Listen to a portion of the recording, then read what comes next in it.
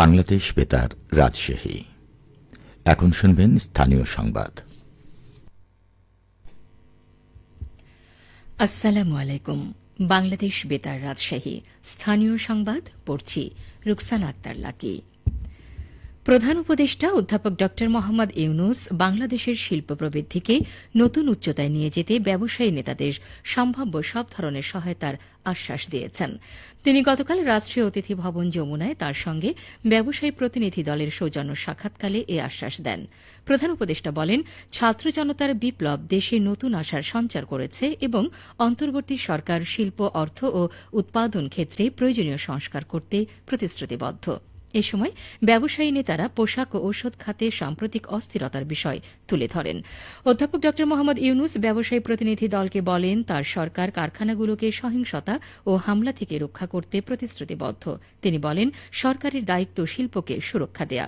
তিনি শীর্ষস্থানীয় বিশ্ব ব্র্যান্ড এবং খুচরা বিক্রেতাদের কাছ থেকে আরও অর্ডার পাওয়ার প্রয়াসে শ্রম সংস্কার করতে তাদের প্রতি আহ্বান জানান।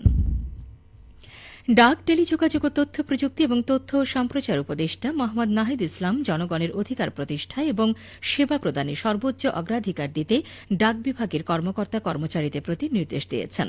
তিনি গতকাল ডাক অধিদপ্তরের কর্মকর্তা কর্মচারীদের সাথে মতবিনিময়কালে এ নির্দেশনা দেন। মোহাম্মদ নাহিদ ইসলাম বলেন, যে লক্ষ্য ও উদ্দেশ্য নিয়ে ছাত্র জনতার গণ অভ্যুত্থান ঘটেছে, জনগণ রক্ত দিয়েছে। গণ অভ্যুত্থানের সে স্পিরিট মাথায় রেখেই জনগণের অধিকার প্রতিষ্ঠায় এবং সেবা প্রদানে সর্বোচ্চ অগ্রাধিকার দিতে হবে। তিনি বলেন, দেশের মানুষকে ডাক অধিদপ্তরের কাজ সম্পর্কে সুস্পষ্ট ধারণা দিতে হবে। যেহেতু এটি মানুষের আস্থার একটি জায়গা, তাই ডাক বিভাগকে যুগের সাথে তাল মিলিয়ে আধুনিকায়ন করার কথা ভাবা হচ্ছে। রাজশাহীতে 256টি আগ্নেয়াস্ত্র ও লুট হওয়া 650 রাউন্ড গুলি উদ্ধারে গতরাত থেকেই যৌথ বাহিনীর অভিযান শুরু হয়। রাজশাহীর নতুন পুলিশ সুপার মোহাম্মদ আনিসুজ্জামান নিজ কার্যালয়ের সম্মেলন কক্ষে এক প্রেস ব্রিফিংয়ে সাংবাদিকদের এ তথ্য জানান। পুলিশ সুপার বলেন, 256টি আগ্নেয়াস্ত্রের মধ্যে 98টি রাজশাহী মেট্রোপলিটন পুলিশের বিভিন্ন থানা থেকে লুট হয়। এছাড়া গুরুত্বপূর্ণ ব্যক্তিদের কাছে লাইসেন্স করা 158টি আগ্নেয়াস্ত্র রয়েছে। নির্ধারিত সময়ের মধ্যে তারা এসব আগ্নেয়াস্ত্র জমা দেননি। এছাড়া 11টি গাড়ি ক্ষতিগ্রস্ত হয়েছে। এ সময় তিনি আইন শৃঙ্খলার উন্নয়নে সবার সহযোগিতা কামনা করেন।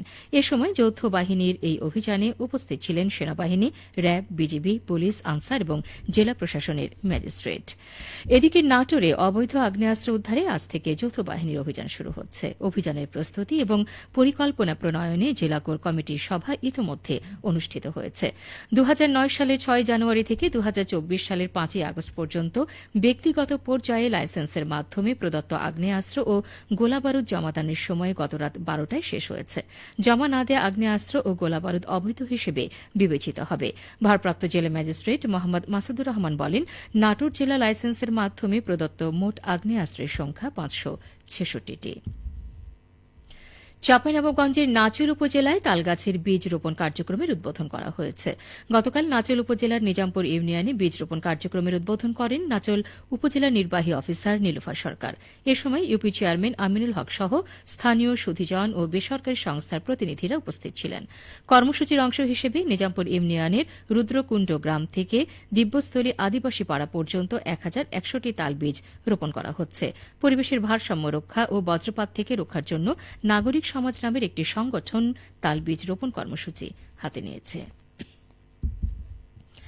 আগামী 8 সেপ্টেম্বর থেকে রাজশাহী বিশ্ববিদ্যালয়ের শিক্ষা কার্যক্রম চালু হচ্ছে। এছাড়া 2023-24 শিক্ষাবর্ষের স্নাতক প্রথম বর্ষে স্থগিত ভর্তি কার্যক্রম সম্পন্ন করে শিগগিরই ক্লাস শুরু হবে। গতকাল বিশ্ববিদ্যালয়ের কোষাধ্যক্ষ অধ্যাপক ওবায়দুর রহমান প্রামাণিকের আহ্বানে ডিনদের নিয়ে অনুষ্ঠিত এক সভায় এসব সিদ্ধান্ত হয়।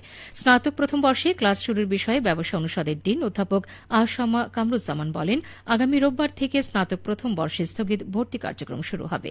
কয়েকদিনের মধ্যে কার্যক্রম শেষ করেই নবীনদের ক্লাস শুরু করা হবে। রাজশাহীর হাটে বাজারে উঠেছে নতুন পাট। গত বছরের তুলনায় এবার দাম বেশি হওয়ায় খুশি চাষিরা। বাজারে মানভেদে প্রতি মন পাট বিক্রি হচ্ছে 2300 থেকে 2800 টাকায়। রাজশাহী কৃষি সম্প্রসারণ অধিদপ্তর সূত্রে জানা যায়, এবারে দাম ভালো পাওয়ায় মাঠে মাঠে পাট কাটা, জাগ দেয়া, আঁশ ছাড়ানো এবং শুকানোর কাজে ব্যস্ত সময় কাটাচ্ছেন চাষিরা। জেলার উপজেলাগুলোর বিভিন্ন হাট বাজারে চলছে নতুন পাট কেনাবেচা।